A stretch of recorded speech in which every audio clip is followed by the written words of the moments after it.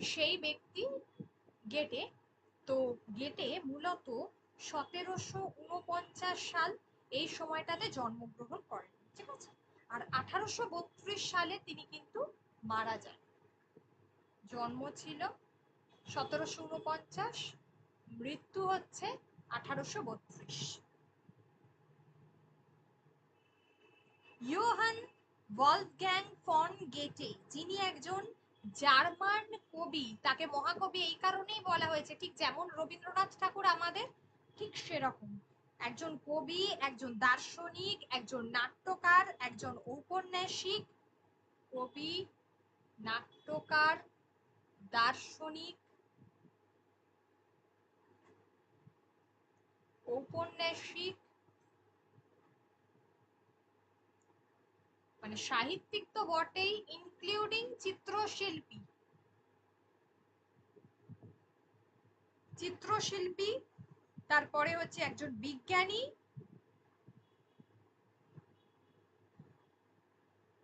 একজন প্রশাসনিক কর্তা, একজন অ্যাডমিনিস্ট্রেটর বটে, প্রশাসনিক একজন ব্যক্তি, এবং সর্বোপরি একজন ডিপ্লোম্যাটিক, কূটনীতিবিদ যাকে বলা।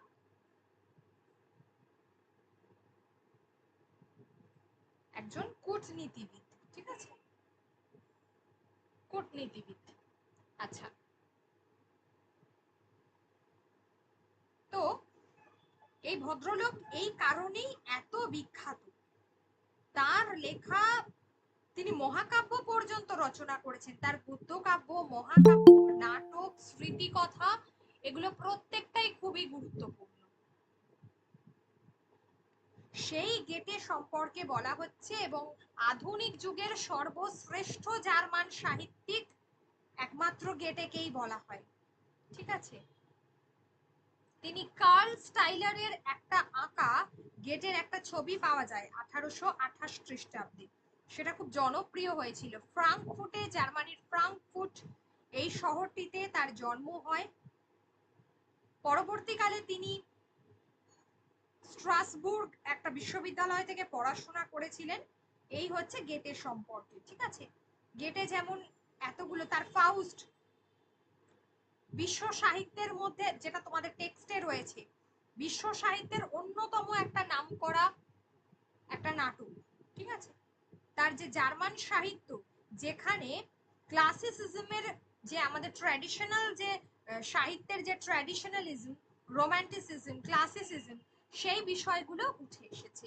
তো অন্নদাশঙ্কর রায় সেই কবিগুরুর গেটের সম্পর্কেই কিন্তু তার প্রবন্ধে লিখেছেন। তিনি কি বলছেন, যে ফরাসি বিপ্লব, ফ্রেঞ্চ রেভলিউশন। আচ্ছা, যখন তিনি প্রথম ফ্রেঞ্চ রেভলিউশনের কথা বলছেন, তো এই সময়কালটা কোন সময়কাল? ফ্রেঞ্চ রেভলিউশনের সময় তো আমরা জানি ওই 1789 খ্রিস্টাব্দ ফ্রেঞ্চ রেভলিউশনটা হচ্ছে, ঠিক আছে। 5th মে ফ্রান্সে হয়েছিল ফ্রেঞ্চ 1789 খ্রিস্টাব্দ।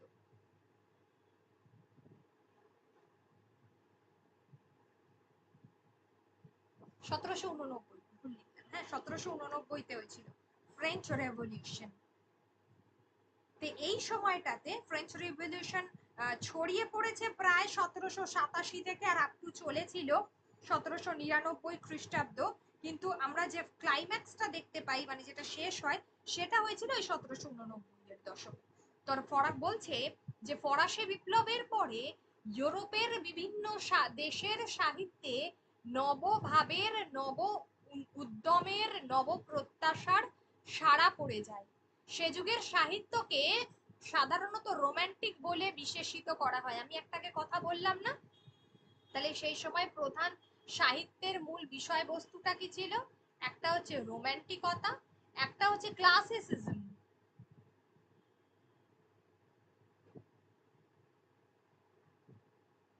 ক্লাসিসিজম, ঠিক আছে। এইটা ছিল সে যুগের সাহিত্যের মূল বৈশিষ্ট্য। সে যুগের সাহিত্যকে সাধারণত রোমান্টিক বলে বিশেষিত করা হয়। এই লাইনটাতে দাগ দাও, যে সাহিত্যকে কি বলে বিশেষিত করা হয়। কিন্তু ভোর হবার আগে যেমন পাখি ডাকে, তেমনি ফরাসি বিপ্লবের প্রাক্কাল হতেই কোনো কোনো দেশে রোমান্টিক সাহিত্যিকদের কলকুজন শুরু হয়ে যায়। জার্মানিতে এদের পরিচয় ঝড়ঝাপটা যুগের সাহিত্যিক বলে। তাহলে কি বলতে চাইছে, এদের পরিচয় হচ্ছে ঝড়ঝাপটা যুগের সাহিত্যিক। ঠিক আছে, গেটে যে কারণে বিখ্যাত ছিলেন, কারণ দ্য সরোজ অফ ইয়াং ওয়ার্দার, এটা আছে, দেখো তোমাদেরই আছে, দ্য সরোজ অফ ইয়াং ওয়ার্দার, তরুণ বেটারের দুঃখ। এটা একটা উপন্যাস ছিল গেটের লেখা, পরের লাইনেই আছে, খুবই গুরুত্বপূর্ণ। এটার জন্য তিনি মূলত দুটো সাহিত্যের জন্য বিখ্যাত ছিলেন, একটা হলো এইটা, যেটার ইংরাজি নাম হচ্ছে the sorrows of young young Werther, আরেকটা হচ্ছে ফাউস্ট, আরেকটা হচ্ছে ফাউস্ট ওয়ার্দার, হ্যাঁ, আরেকটা হলো ফাউস্ট। এই দুটো দুটো এটা হচ্ছে একটা নোবেল, এটা একটা উপন্যাস, আর যেটা হচ্ছে ফাউস্ট সেটা হচ্ছে একটা ট্র্যাজিক ড্রামা।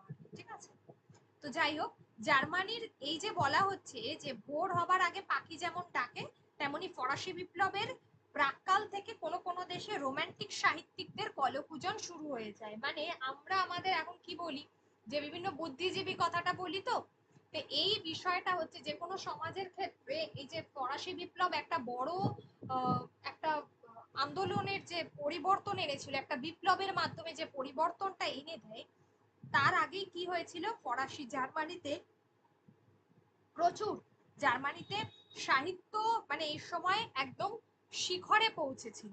তো সেই জন্য এদেরকে বলা হচ্ছে সেই সময়কার ঝড় ঝাপটা যুগের সাহিত্য, কারণ সেই সময় একদিকে ফ্রেঞ্চ রেভলিউশন চলছে, টালমাটাল একটা অবস্থা, সেই কারণে এটা বলা হয়েছে। প্রথম যৌবনে তরুণ বেটারের দুঃখ লিখে গেটে যখন দেশ বিদেশে রাতারাতি বিখ্যাত হন, তখন জার্মানির ঝড়ঝাপটা যুগের বাণীমূর্তি বলেই তার নাম করত সকল। ইতিমধ্যেও অতঃপর তিনি যেসব নাটক লেখেন তাতে তার এনাম পাকা হয়, কিন্তু সাফল্যের শিখরে উঠতে না উঠতেই তিনি স্বেচ্ছায় সেই পথ থেকে সরে দাঁড়ালেন, তখন তার বয়স 26 বছর। তাহলে যখন তিনি লেখা ছেড়ে দিলেন বা অবসর নিলেন, লেখার এক মানে শিখরে না যশের শিখরে থাকাকালীন অবস্থায় তিনি যখন তার সাহিত্য কর্ম থেকে অবসর নিয়েছিলেন, তখন তার বয়স কত, 26 বছর। তার কাছে তার পক্ষপাতী পাঠক ও সমধর্মা লেখকদের আশার অন্ত ছিল না। আশায় নিরাশ হয়ে তারা তাকে ভুল বুঝলেন ও দোষ দিলেন। ঝড়ঝাপটা যুগের, তাহলে তার ওই উপন্যাসটার নামটা কিন্তু গুরুত্বপূর্ণ, ঝড়ঝাপটা যুগের সাহিত্যিকদের যিনি নেতা, তিনি কি তবে তার যুগের প্রতি বিশ্বাসঘাতকতা করলেন? আপাত দৃষ্টিতে এরকম মনে হওয়া বিচিত্র নয়, কিন্তু কারণ তিনি গেলেন ভাইমার নামক একটি সামন্ত রাজ্যের মন্ত্রী হয়ে। অর্থাৎ এক্ষুনি যেটাই বলছিলাম যে তিনি একাধারে কিন্তু একজন প্রশাসনিক ব্যক্তিও ছিলেন, তিনি কিন্তু একাধারে একজন প্রশাসনিক ব্যক্তি ছিলেন। এবং সেখানে আমরা দেখতে পাচ্ছি যে ভাইমার এই জায়গাটা, যেটা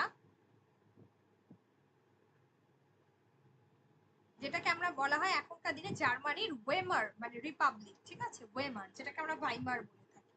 তো এই জায়গাটাতে তিনি গেলেন সেখানকার সামন্ত রাজ্যের মন্ত্রী হয়ে। কোথায় অবস্থিত ভাইমার, সেটা হচ্ছে জার্মানিতে। সেখানকার অভিজাত মহলে তার অবারিত দ্বার, তাদের সঙ্গে তার লীলা খেলা দহরম মহরম। লেখা তার হাত দিয়ে বেরোয় না বড় একটা, বেরোয় যদি তো আগের মতো নয়, কচ্ছিত এক আধটা নিখুঁত কবিতা ঝরে পড়ে। 26 থেকে অর্থাৎ 26 বছর বয়সে তিনি যখন অবসর নিয়ে নিলেন, এই 26 থেকে 38 বছর বয়স পর্যন্ত তার এই দশা। তাহলে যখন আমরা দেখছি 26 মানে কি আমাদের একদম ইয়াং স্টেজ, আমরা তো ভাবতেই পারি না। তো উনি এই সময়টাতে কিন্তু অলরেডি নাম করে অবসর নিয়ে ফেলেছেন, অলরেডি নাম করে তিনি অবসর নিয়ে ফেলেছেন, এবং এই 26 থেকে 38 বছর বয়স পর্যন্তই তিনি ভাইমারের প্রশাসক হিসেবে কাজ করেন। ওকে,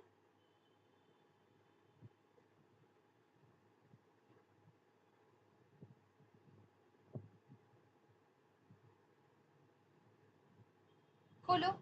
এবার হচ্ছে যে বাইরে থেকে যা মনে হয় আসলে কিন্তু তা নয়। ঝড়ঝাপটা যুগের সাহিত্য তো রোমান্টিক সাহিত্য।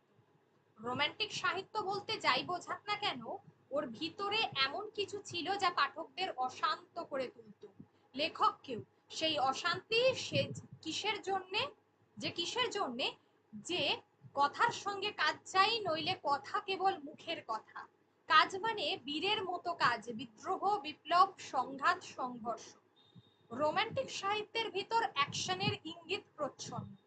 যার জীবনে অ্যাকশনের লেশ মাত্র নেই, সেই রোমান্টিক সাহিত্যিক হয়ে দুদিন বীর পূজা পাবে, তারপরে তার বিজয়া দশমী। দশমীতে বিসর্জনের জন্য অপেক্ষা না করে নবমীতে অপসরণ শ্রেয়। আচ্ছা, এবার হচ্ছে যে ঝড়ঝাপটা যুগের যে সাহিত্যের কথা বলা হচ্ছে, মূলত এই সাহিত্যটা ছিল কি, একটা রোমান্টিক সাহিত্যের যুগ।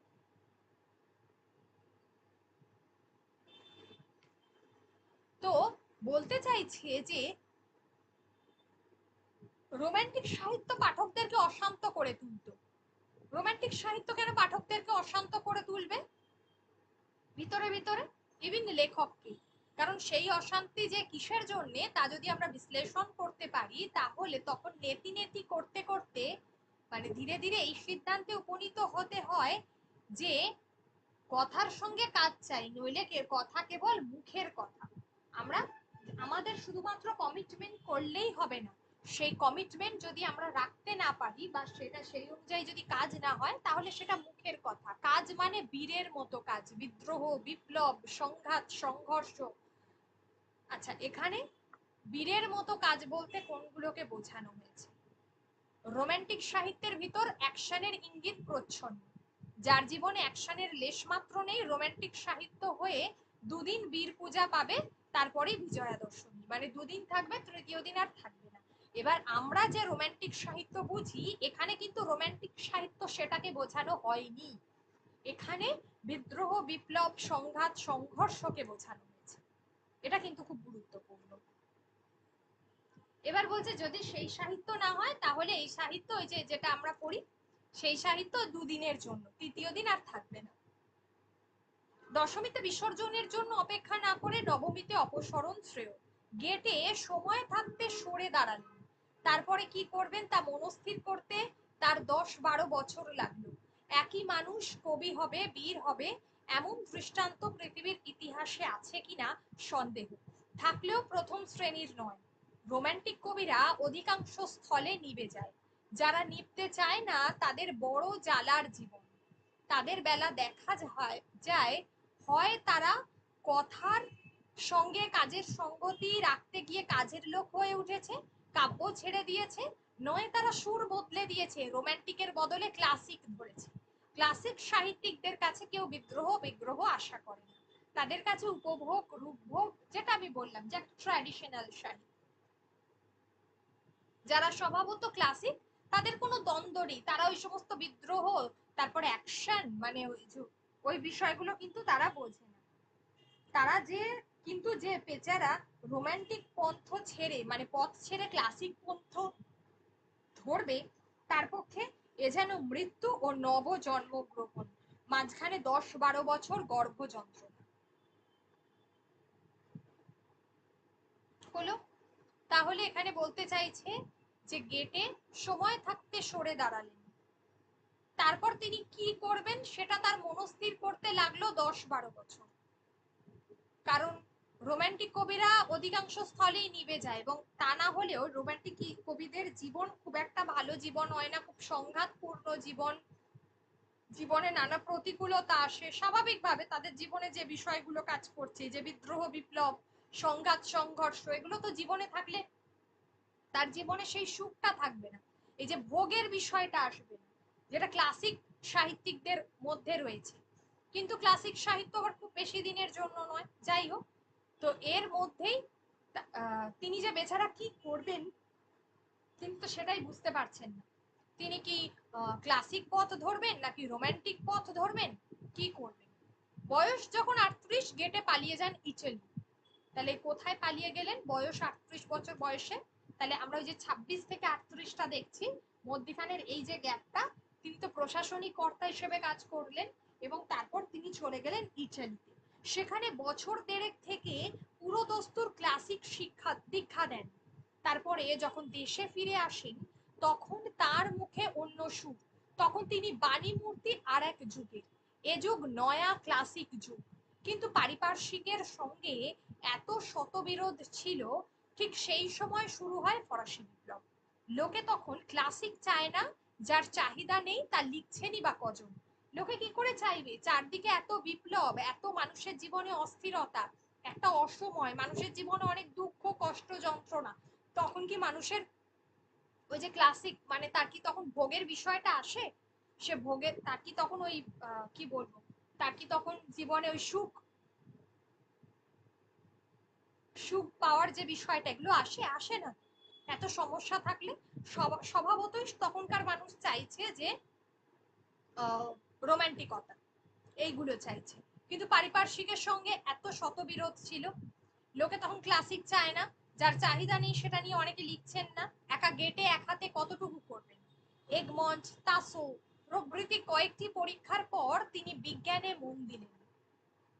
দেখো আমি প্রথমেই বলে দিয়েছি, আমরা যখন ফার্স্ট শুরু হলো প্রবন্ধটা, আমি বলছিলাম যে তিনি কিন্তু ঔপন্যাসিক ছিলেন, মহাকাব্য রচনা করেছেন, নাটক রচনা করেছেন, ফাউস্টের কথা আমরা দেখেছি।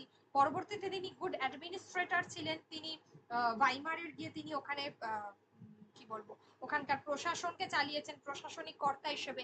এখন দেখো আমরা দেখছি যে উনি হচ্ছেন বিজ্ঞানে মন দিলেন, বৈজ্ঞানিক সন্দর্ভ লিখে অন্য এক রাজ্যে জয়যাত্রা করলেন, বৈজ্ঞানিক সন্দর্ভ লিখলেন। ঠিক আছে, তাহলে আমরা তার কতগুলো প্রবন্ধের মধ্যে দিক খুঁজে পাচ্ছি, সেই দিকগুলো গুরুত্বপূর্ণ, যে তার কতগুলো রূপ দেখা যাচ্ছে এই প্রবন্ধের মধ্যে, কতগুলো ভূমিকা তিনি পালন করছেন। পরে শিলার তার পরীক্ষার সাথী হন, পরীক্ষায় উত্তীর্ণ হন দুজনেই, গেটের হেরমান ও জরথেয়া, এবং সিলারের ভিলহেলম টেল, দুজনেরই ক্লাসিক কীর্তি। গুরুত্বপূর্ণ এটা, নামগুলো গুরুত্বপূর্ণ। গেটের হেরমান ও জরথেয়া তার ক্লাসিক দৃষ্টান্তমূলক রচনাগুলো কি কি, এবং সিলারের লেখার নাম হচ্ছে ভিলহেলম টেল। ঠিক আছে, কিন্তু ইউরোপের নানা দেশে তখন ফরাসি বিপ্লবের বান ডাকছে। বাইরের জগতে যখন ঝড়ঝাপটা চলছে, মানসিক জগতে তখন শরতের প্রশান্তি কেমন করে স্থায়ী হবে? গেটে ক্লাসিকের দীক্ষা নিয়েও রোমান্টিকের আবর্ত থেকে উদ্ধার পেলেন না। সিলারের মৃত্যুর পর একাকী বোধ করলেন, একক চেষ্টায় শেষ করলেন ফাউস্ট প্রথম ভাগ। ফাউস্টের দুটো ভাগ ছিল, ফাউস্ট প্রথম ভাগ এবং দ্বিতীয় ভাগ।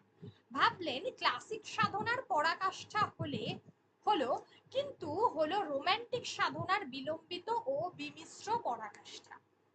তাহলে দেখো ফাউস্টের নাম রয়েছে তার লেখার মধ্যে দিয়ে। বলছেন তাহলে তিনি তো ক্লাসিক সাধনাটা হলো, এবার তার রোমান্টিক সাধনার বিলম্বিত মানে অনেকটাই দেরি হচ্ছে ও বিমিশ্র পরাকাষ্ঠা। ইতিমধ্যেই উইলহেলম মাইস্টারের শিক্ষানবিশি শেষ, মানে তখন তিনি ইন্টার্ন পর্ব শেষ হয়েছে। ঠিক আছে, এক্ষেত্রেও ক্লাসিক এবং রোমান্টিকের বিচিত্র মিশ্রণ, মানে এই দুটোর মধ্যে বিমিশ্র পরাকাষ্ঠা, মানে রোমান্টিক সাধনা, মানে রোমান্টিক এবং ক্লাসিক এই দুয়ের সংমিশ্রণে যে সাহিত্যটা আসছে, এক্ষেত্রে ক্লাসিক এবং রোমান্টিকের বিচিত্র মিশ্রণ, প্রধানত এই দুখানি মহাগ্রন্থের উপর তার দেশ কালোত্তর যশ নির্ভর করছে।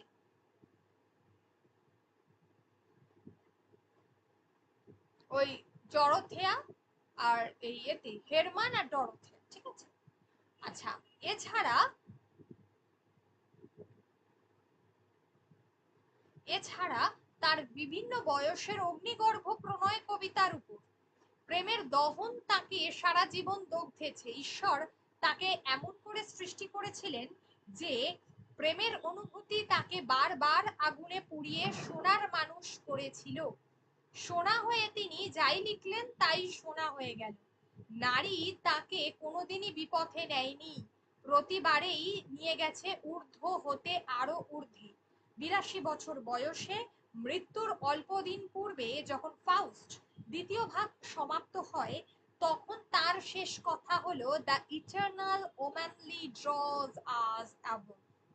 ঠিক আছে, যে অর্থাৎ কেন তিনি এই কথাটা লিখছেন, আমাদের যে ইটারনাল মানে যেটা আমাদের চিরন্তন, এবং যেটা আমাদের চিরন্তন যে শক্তি সেটা হচ্ছে নারী শক্তি, সেটাকে তার উপর ভরসা করে আমরা এগিয়ে যেতে পারি। ঠিক আছে, নারী সম্পর্কে দান্তের পরে এত বড় প্রশস্তি আর কেউ রচনা করেননি। এই যে লেখাটা, এই লেখাটা কিন্তু গেটের লেখা, কিন্তু দান্তে এর আগে নারী সম্পর্কে অনেক বড় প্রশস্তি বলেছেন, যা তারপরের সাহিত্য, আধুনিক সাহিত্যে সেভাবে কারোর মুখে আমরা কোনো সাহিত্যিকের মুখে জানতে পারি না, যেটা আমরা গেটের কাছে শুনতে পাই। যুগের সঙ্গে যোগাযোগ সেই ২৬ বছর বয়সের পর থেকে বেতালা হয়েছিল বলে গেটের কপালে ছিল নিরবচ্ছিন্ন ভুল বোঝা। যুগের সঙ্গে মানে সাহিত্যিক যুগের সঙ্গে। ঊর্ধ্বচারী বলে শ্রদ্ধা করত তাকে সকলে, এমনকি শত্রুরাও, কিন্তু ঠিক বুঝতো না বেশি লোক। এখনো তার প্রতি একটা বিমুখ ভাব রয়ে গেছে তার দেশে ও বিদেশে। ঝড় ঝাপটার যুগ এখনো জগৎ জুড়ে চলছে।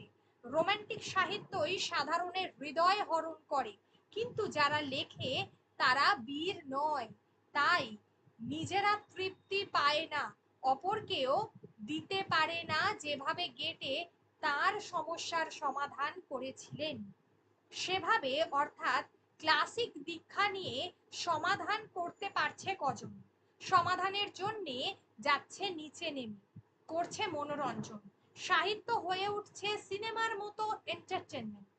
আর যারা ওভাবে সমাধান করতে অনিচ্ছুক তারা অন্য কোনো উপায় খুঁজে না পেয়ে অসুস্থ হয়ে পড়ছে, তাদের মানসিক অস্বাস্থ্য তাদের দেহকে আক্রমণ করছে। আচ্ছা, এই অবধি আগে বলি, যেটা বলছে যে এই যে বলছে যে গেটের কপালে তিনি যে এত বছর ছিলেন না, তো স্বাভাবিকভাবেই সাহিত্য যুগ থেকে তার যে এই যে দূরে সরে যাওয়া, এই সময় কি হচ্ছে যে মানুষ এই সময় তাকে বুঝতো না, এখনো তার প্রতি একটা বিমুখ ভার রয়ে গেছে দেশে বিদেশে, ঝড়ঝাপটার যুগ এখনো জগৎ জুড়ে চলছে। রোমান্টিক সাহিত্যই সাধারণের হৃদয় হরণ করে স্বাভাবিকভাবে, কিন্তু যারা লেখে তারা তো বীর নয়, মানে বীর তারাই যারা রোমান্টিক সাহিত্যর পাশাপাশি কি করছে, ওই বিষয়গুলোকে স্থান দিচ্ছে। কোন বিষয়গুলোকে? যেটা হচ্ছে ওই যে বিদ্রোহ, সংঘর্ষ, এই যে বিষয়গুলো রয়েছে এগুলোকে স্থান দিচ্ছে। ঠিক আছে, এই বিষয়গুলোকে স্থান দিচ্ছে। এবার বলছে যে যুগের সঙ্গে যোগাযোগ সেই ২৬ বছরের বয়সের পর থেকে বেতালা হয়েছিল বলে গেটের কপালে ছিল নিরবচ্ছিন্ন ভুল বোঝা।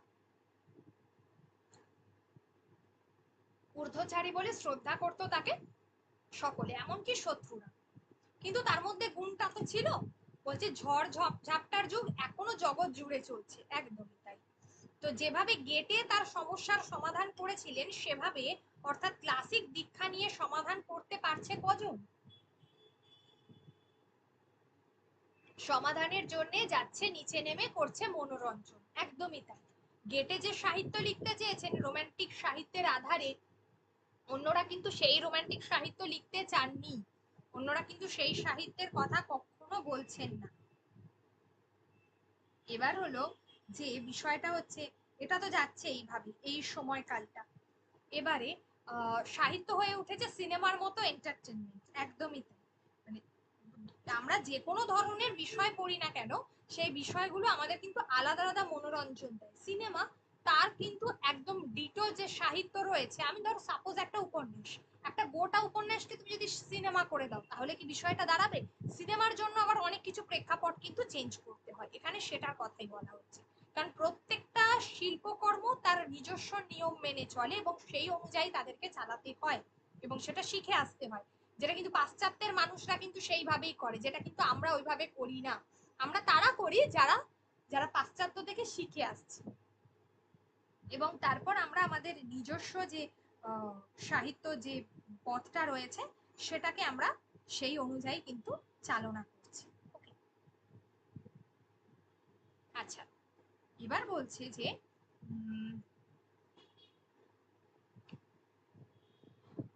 এবার বলছে যে তাদের মানসিক অস্বাস্থ্য তাদের দেহকে আক্রমণ করেছে।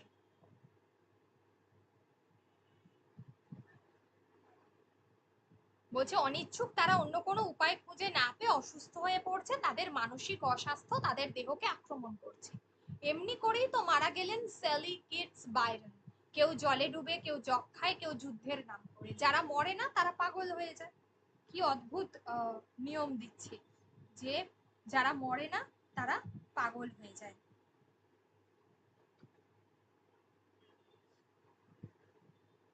আচ্ছা, এরপরে হলো যে এরপর আমরা দেখতে পাচ্ছি বলছে যে হ্যাঁ, এরপরে আমরা দেখতে পাচ্ছি যে এইভাবে তো সেলি কিডস মারা যাচ্ছে। এখানে কাদের কাদের করা বলা হয়েছে সেই বিখ্যাত কবিদের কথা, সেলি কিডস এবং বাইরন, এবং তারা কিভাবে মারা যাচ্ছে সেটাও গুরুত্বপূর্ণ। ঠিক আছে, আর যারা মরে না তারা কি হয়, পাগল হয়ে যায়। এসব কথা যদি মনে রাখি তাহলে বুঝতে পারি গেটে কেন কবিগুরু। কাজী আব্দুল ওদুদ কেন তার গ্রন্থের নাম রেখেছেন কবিগুরু গেটে। আচ্ছা, এই জায়গাটা কিন্তু দেখো, এই জায়গাটা কিন্তু অন্নদাশঙ্কর রায়ের এই প্রবন্ধটা, ঠিক আছে, কিন্তু আমরা জানি গেটেরও এই ওদুদেরও প্রবন্ধ আছে যার যেখানে রয়েছে কবিগুরু গেটে। ব্যাপারটা কিন্তু গুলিয়ে ফেলো না, ঠিক আছে। ইচ্ছা করলে তিনি বলতে পারতেন মহাকবি গেটে, কিন্তু আজকের দিনের কবিদের কাছে মহাকবির চেয়ে কবিগুরুর তাৎপর্য বেশি। একালের কবিরা যদি বুঝতে চেষ্টা করেন তাকে, তাহলে তার আর কতটুকু লাভ হবে। লাভ হবে একালের কবিদের অনেক কিছু, তা বলে তার অনুসরণ করা চলবে না, সম্ভব নয়। যুগের সঙ্গে তাল রাখার কাজে ব্যর্থ হয়েছিলেন তিনি। তার ব্যর্থতা যেন কেউ নিজের ব্যর্থতার সমর্থন রূপে ব্যবহার না করে। তাহলে ওদুদের প্রসঙ্গটা কিন্তু অন্নদাশঙ্কর রায় এনেছেন। এখানে তোমরা কিন্তু প্রশ্ন করতে পারো যে, এখানে একটা প্রশ্ন করতে পারো যে যে কেন আমরা অন্য কোনো প্রবন্ধ পিএসসি দিল না। পিএসসি কিন্তু বুঝেই কি করেছে যে পিএসসি কিন্তু বুঝেই যে কাজটা করেছে যে সেটা হচ্ছে অন্নদাশঙ্কর রায়ের সঙ্গে ওদুদ এই দুজনের কিন্তু বিষয়টা পাশাপাশি লিখেছে।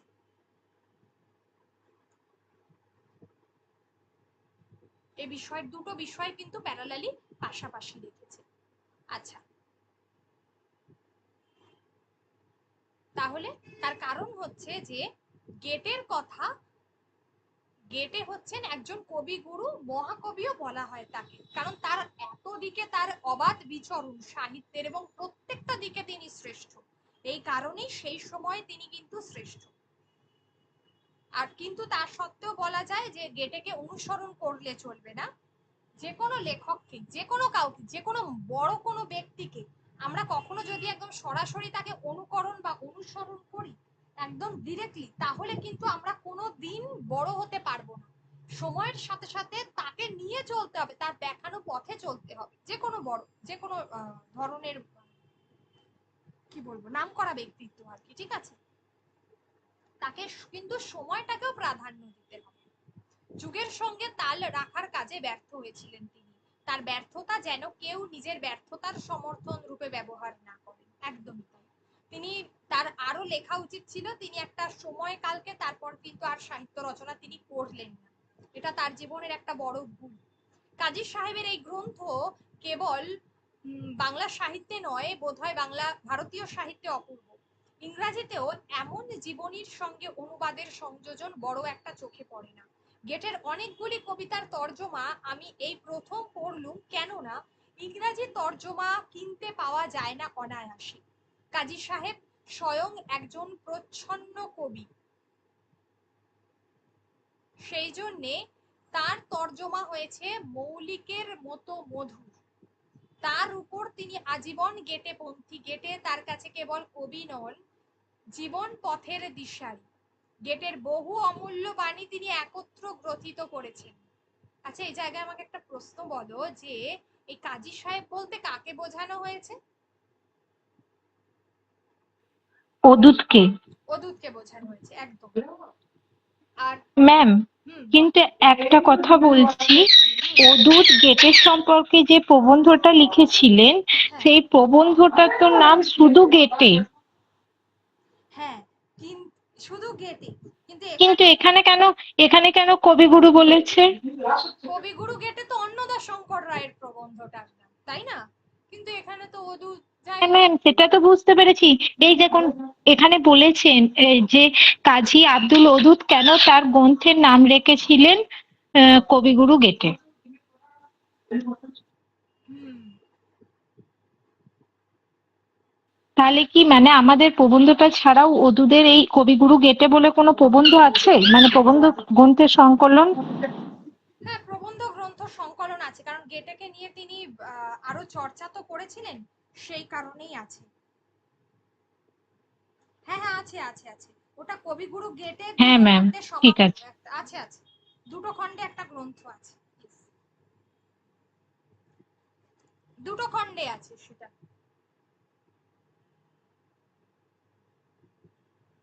আচ্ছা, গেটে তার কাছে কেবল কবি নন, জীবন পথের দিশারি। অদূদের কাছে তাহলে গেটে কি ছিলেন? গেটের বহু অমূল্য বাণী তিনি একত্র গ্রথিত করেছেন। এটিও এই গ্রন্থের অন্যতম আকর্ষণ। এটিও এই গ্রন্থের অন্যতম আকর্ষণ। যারা যেমন তেমন করে বাঁচতে চান না, কেমন করে বাঁচবো এই প্রশ্ন, যাদের প্রশ্ন, সেই সব সেই সব জীবন জিজ্ঞাসুকে পড়তে হবে এ বই, নয়তো নয়তো খুঁজতে হবে একারমানের সঙ্গে গেটের কথোপকথন নামক ইংরাজি বইটি।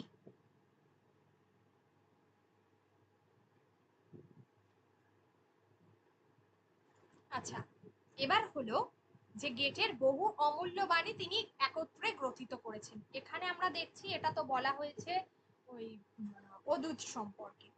আচ্ছা, যারা যেমন তেমন করে বাঁচতে চান না, কেমন করে বাঁচবো, মানে যারা ভালোভাবে বাঁচতে চান, সেই সব জীবন জিজ্ঞাসুকে পড়তে হবে ওই একারম্যানের সঙ্গে গেটের কথোপকথন নামক ইংরাজি বইটি। ঠিক আছে, এখানে কয়েকটা বিষয় বলবো, সেটা আমি শেষে বলে দিচ্ছি।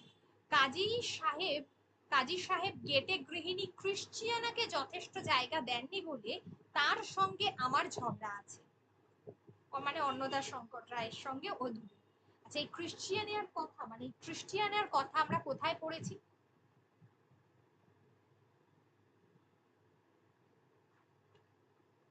মনে পড়ছে? অদূত কিন্তু এই ক্রিশ্চিয়ানের কথা, তিনি একটা যুগের কথা ফাউস্টে কিন্তু একবার উল্লেখ করেছিলেন, সে কিন্তু সেখানে বলেননি যে সে গেটে গৃহিণী বলে, কিন্তু এই বিষয়টাকে কিন্তু তুলে ধরেছিলেন সেই যুগে, সেই কালটা। তো সেই ক্রিশ্চিয়ানাকে যথেষ্ট জায়গা দেননি বলে তার সঙ্গে আমার ঝগড়া আছে। গৃহিণীকে পত্নীর মর্যাদা দিতে 15 বছর ধরে ইতস্তত করা কি উচিত হয়েছিল গেটে? এ কথা এই 150 বছর অনেকের মনে উদয় হয়েছে।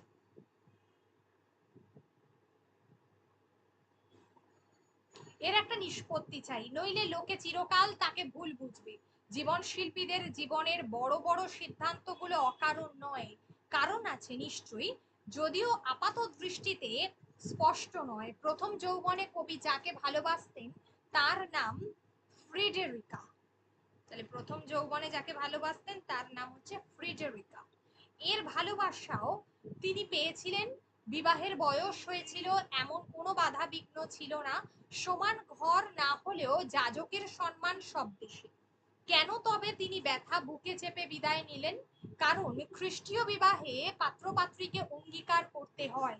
সারা জীবন বিশ্বস্ত থাকবো, গেটের পক্ষে এরূপ অঙ্গীকার প্রকৃতি বিরুদ্ধ হতো। হয়তো তিনি বিশ্বস্ত থাকতেন জীবনের অবশিষ্ট 60 বছর, কিন্তু যদি না পারতেন তাহলে কি হতো? তাহলে হতো অসত্যাচরণ, অথবা আপনার প্রতি অবিচার। চোখ বুজে অত বড় একটা অঙ্গীকার করা উচিত হতো না। সেই জন্যে তিনি বিবাহের প্রস্তাব না করে প্রস্থান করলেন। কয়েক বছর পরে লিলির সঙ্গে তার বিয়ের কথাবার্তা পাকা হয়ে গেছিল। তাহলে প্রথমে ফ্রিডেরিকা, তারপরে হচ্ছে লিলি। এমন সময় তিনি চললেন সুইজারল্যান্ড ও তারপরে ভাইমার। বাগদানের পর লিলির পিতামাতার মত ছিল না বলে বাগদান ভঙ্গ করতেন কেন গেটে? তা নয়, খ্রিস্টীয় বিবাহের ভিত্তিভূমি যে আজীবন বিশ্বস্ত থাকার অঙ্গীকার, সেই অঙ্গীকারের দ্বারা তিনি নিজেকে বাঁধতে পারলেন না। অর্থাৎ গেটে সাধারণত এই বিষয়টা যে কোনো আমরা শিল্পকর্মের সঙ্গে যারা জড়িত তাদের ক্ষেত্রে দেখি, আমরা হয়তো অনেক সময় বলি যে মানে ওদের কাছে এই ব্যাপারগুলো সেভাবে গুরুত্ব পায় না, বা পার্টিকুলার একজনকেই ভালোবাসতে হবে এই বিষয়টা নেই। এমন যে গেটে তার ক্রিশ্চিয়ানাকে খ্রিস্টীয় মতে বিবাহ করতেন কেমন। সিভিল ম্যারেজ তখনকার দিনে চলিত ছিল না, সম্পর্ক না পাতালেই পারতেন, কিন্তু ক্রিশ্চিয়ানের দিক থেকে বিবাহের প্রত্যাশা ছিল। তিনি জানতেন যে অভিজাতের সঙ্গে শ্রমিকের বিবাহ সেকালের সমাজ সহ্য করত না, যা হবার নয় তার চেয়ে যা হয়ে থাকে তাই ভালো। অর্থাৎ এই ক্রিশ্চিয়ানের সঙ্গে তিনি কখনোই মানে বাদবাকিদের সঙ্গে লিলি বা যে ফ্রেডরিকার সঙ্গে যেটা আর কি হয়েছিল, যে মানে ফ্রেডরিকার সঙ্গে যেটা হয়েছিল যে তিনি হয়তো কোথাও তারা মানে বাঁধতে চেয়েছিলেন গেটেকে, এবং সেই ব্যাপারটাই ক্রিশ্চিয়ানার সঙ্গে কিন্তু ছিল না, তিনি কখনোই তাকে বাঁধতে চাননি।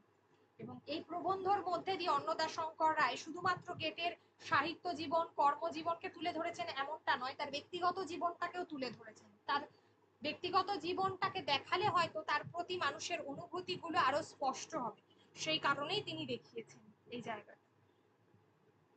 তো যা হবার নয় তার চেয়ে যা হয়ে থাকে তাই ভালো, এইভাবেই তাদের মিলন হয়। পরবর্তীকালে পুত্রের ভবিষ্যৎ ভেবে গেটে নিজের থেকেই ক্রিশ্চিয়ানার সঙ্গে তার সম্পর্ক বিধিবদ্ধ করে নেন।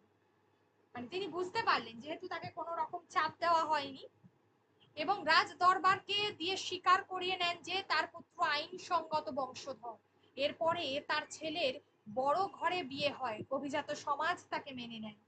প্রথম থেকেই গেটে ক্রিশ্চিয়ানার প্রতি সশ্রদ্ধ ছিলেন, বিশ্বস্ত থাকতে তার কিছুমাত্র কষ্ট হয়নি।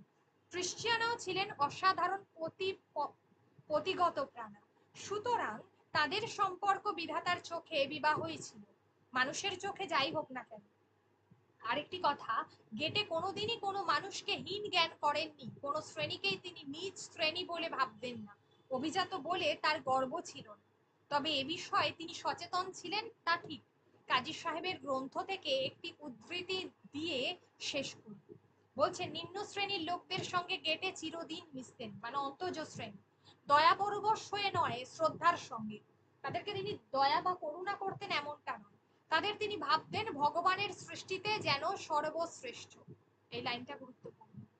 সংযম, সন্তোষ, ঋজুতা, বিশ্বাস, সামান্য সৌভাগ্যে উৎফুল্লতা, সরলতা, অনন্ত কষ্ট সহিষ্ণুতা, এই সমস্ত গুণ তাদের মধ্যে বর্তমান। গেটের পুত্রবধূ লুইসের কাছে বিস্ময় প্রকাশ করেছিলেন এই বলে যে অত বড় জ্ঞানী সামান্য লোকদের সঙ্গে যে কি করে প্রাণ ভরে আলাপ করতেন তা তার ধারণার অতীত।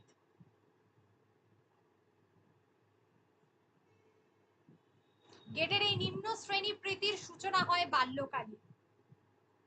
তখন ভালোবাসতেন সত্যিকারের এক গ্রেটখেনকে। সেই গ্রেটখেনই বিবর্তিত হতে হতে ফাউস্টের মার্গারেট বা গ্রেচেন।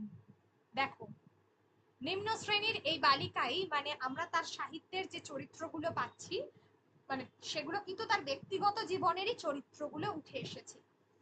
নিম্ন শ্রেণীর এই বালিকাই জগতের অন্যতম শ্রেষ্ঠ, তাকেই ফাউস্টে তিনি কি বলছেন, সতী বলছেন, মনে পড়ছে, কল্যাণী রূপ বলছেন। নিম্ন শ্রেণীর এই বালিকাই জগতের অন্যতম শ্রেষ্ঠ নাটকের মহীয়সী নায়িকা রূপে কবির পরিণত বয়সের অন্তিম প্রশস্তির অধিকারিণী হয়েছে। চিরস্মরণীয় আর্য বাক্যে, the eternal womanly draws us above. হলো, এ হচ্ছে এক মহীয়সী নারী।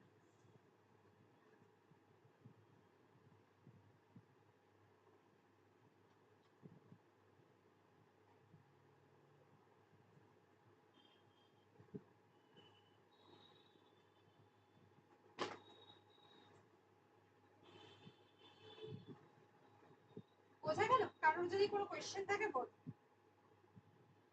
প্রবন্ধটা বোঝা গেছে?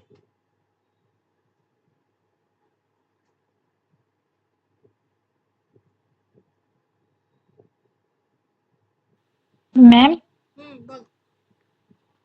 ম্যাম বলছি এখানে একটা লাইন রয়েছে না, যে প্রধানত এই দুখানি মহাগ্রন্থের উপর তার দেশ কালোত্তর যশ নির্ভর করছে।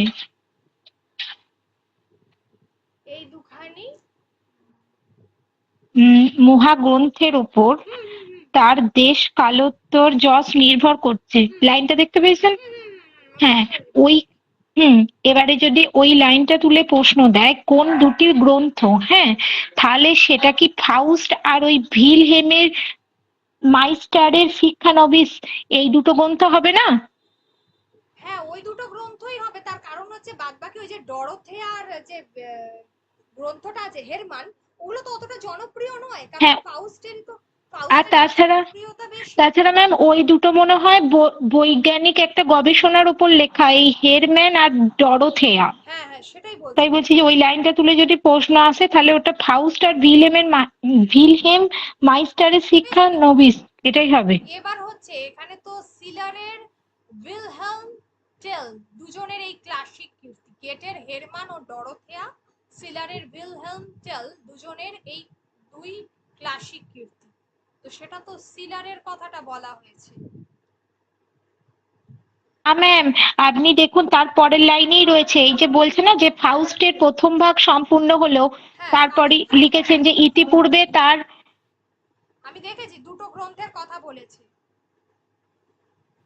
ইতিপূর্বে তার ভিলহেম, হ্যাঁ, শেষ হয়েছে, তাহলে এই দুটোই ভিলহেম তো তারই লেখা। এই যে প্রধানত এই দুখানি মহাগ্রন্থের উপর তার দেশ, এটা তো যশ নির্ভর করছে। হ্যাঁ, ইতিমধ্যেই তার, হ্যাঁ হ্যাঁ, উইলহেলম মাইস্টার, ইয়েস, তারই হবে।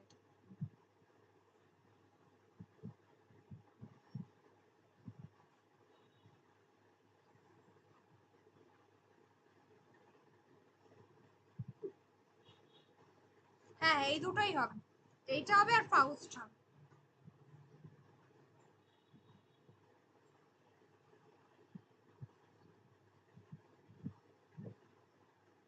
আর এই দুটো হচ্ছে হেরমান হচ্ছে আর ডরোথেয়া হচ্ছে, এই দুটো হচ্ছে তার সায়েন্টিফিক একটা লেখা আর কি।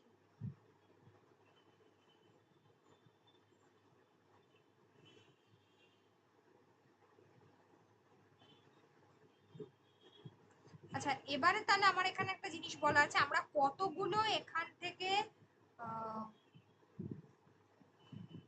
কতগুলো তার ভূমিকা পেলাম। প্রথমত তিনি একজন সাহিত্যিক, এটা পেয়েছি। তিনি একজন প্রশাসনিক ব্যক্তি, তিনি নাটক রচনা করছেন,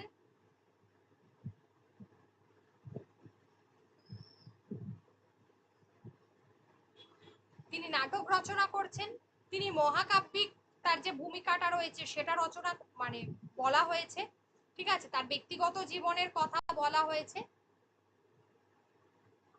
এই জীবনগুলোর কথা কিন্তু বলা হয়েছে, ঠিক আছে। আর তার জীবনে যতজন নারীর আগমন ঘটেছে সেটাও কিন্তু এখানে গুরুত্বপূর্ণ। তা প্রথম হচ্ছেন ফ্রিডেরিকা, যৌবনে ভালোবাসতেন, কিন্তু অ্যাকচুয়ালি প্রথম কিন্তু ফ্রিডেরিকা নয়, বিষয়টা হচ্ছে প্রথম কিন্তু ওই গ্রেটকেন যেটা বলা হয়, যে যাকে তিনি বাল্যকাল থেকেই ভালোবাসতেন, তারপরে তো যৌবনে ফ্রিডেরিকা, ঠিক আছে। তারপরে হচ্ছে ওই লিলি, তারপরে হচ্ছে ক্রিশ্চিয়ানার সাথে তার বিবাহ হয়, এইভাবে যাবে বিষয়টা।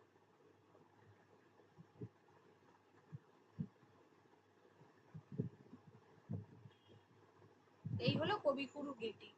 আমাদের সিলেবাসের মধ্যে পিএসসি তে এখনো পর্যন্ত শেষ হয়েছে।